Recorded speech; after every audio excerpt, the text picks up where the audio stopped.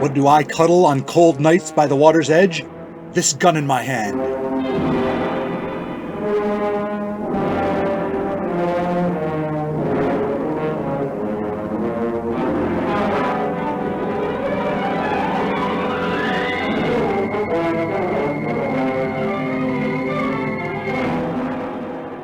In the basement boiler room of an abandoned elementary school. No, you know what? I'm sick of this location. It's not like we save money by building only one set and reusing it all the time. We're on the radio. We can go anywhere. This could be happening on one of the moons of Saturn for all you know.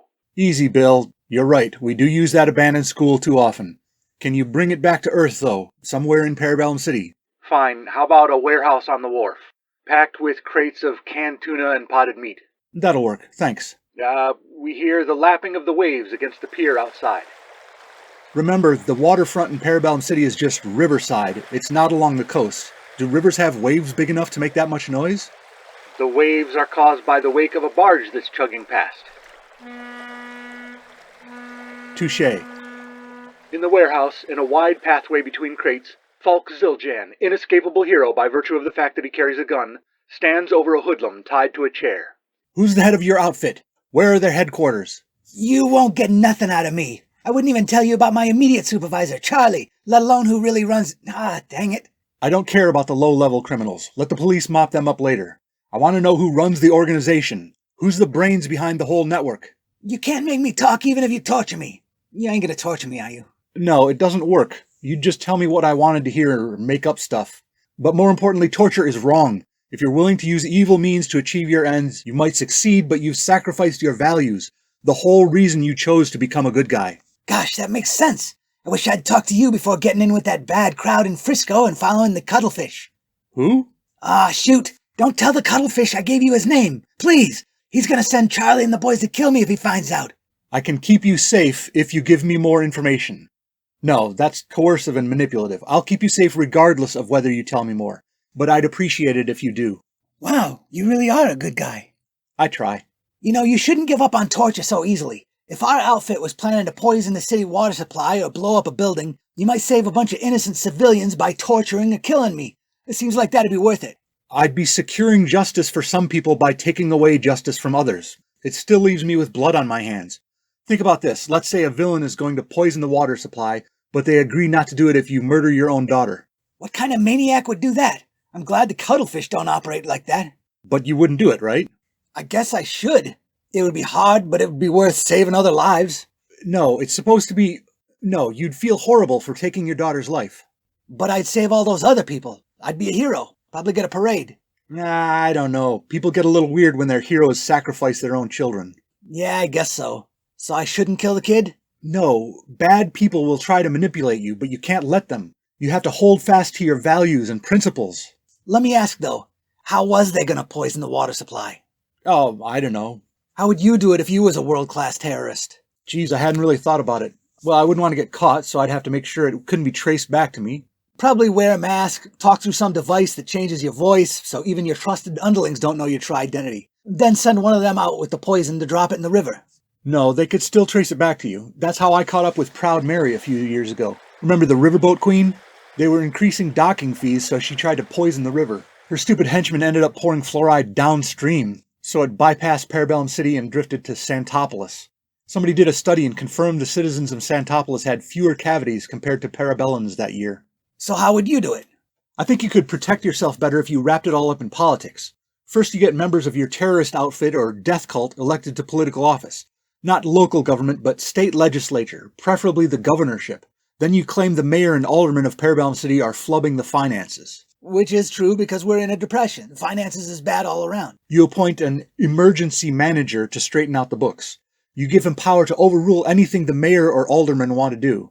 Then you don't dump poison into the water supply. You shift the water processing from the local supplier to a different nearby community, one that uses different chemicals in their water treatment process. Instead of adding a protective coating inside the lead pipes still used throughout Parabellum City, you use chemicals that allow the lead to leach into the water.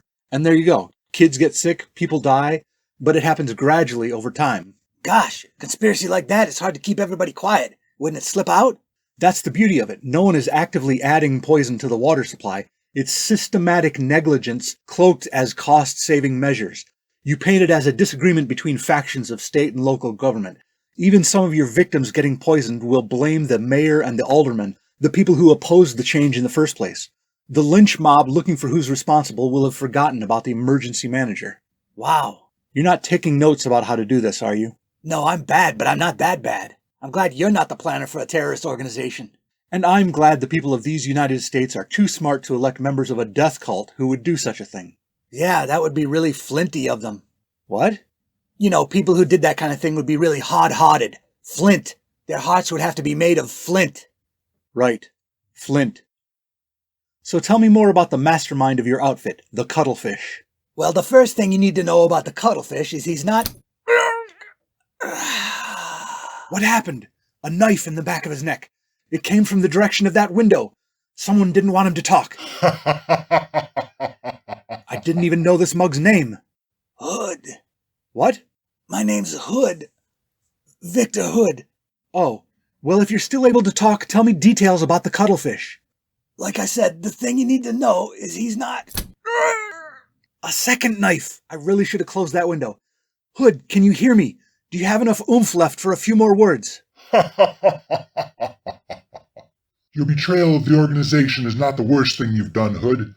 The real reason I silenced you is because you called it Frisco. That is so corny. Nobody who's actually from San Francisco calls it Frisco. He can't hear you, dummy. I'm not from there. I'm from San Badoo. That's why we call it Frisco. That's no excuse. Is he gone? Can he hear me? I don't know. I'm not a doctor. You haven't heard the last of me either, Falk Zildjian. Wait, are you one of the outfit's assassins, or are you the Cuttlefish getting his own hands dirty? I thought it would be obvious from my laughter. I'm the Cuttlefish. Normal assassins wouldn't waste time laughing maniacally, would they? They'd be in and out as soon as they could. I pay them to be efficient. Dumb name, by the way. The Cuttlefish? Shut up. I'm gonna kill you next episode, jerk. Hold on, Hood. I'll get you to a doctor. It's a better name than Falk Zildjian. Huh? How do you like it? Hey, cut it out.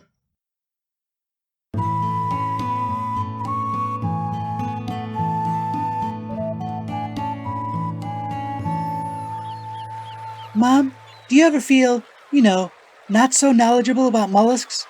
Sure, that's why I read the Encyclopedia, but only one that's authored by Americans. Who has American authors? Falk and Wagnall's New Standard Encyclopedia. You'll find mollusks in volume 18, covering the topics Mafia through NEAT. You're making that up. Don't give me back talk. Sorry, Mom. Trust Funk and Wagnall to help you feel informed.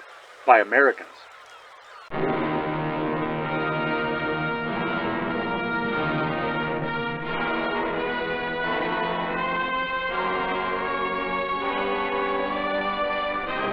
Trail of Tentacles, episode 76 of This Gun in My Hand, was cuddled by Rob Northrup. This episode and all others are available on YouTube with automatically generated closed captions of dialogue. Visit thisguninmyhand.blogspot.com for credits, show notes, information on how to subscribe, and to buy my books, such as Little Heist in the Big Woods and Other Revisionist Atrocities. How do I make waves? With this gun in my hand.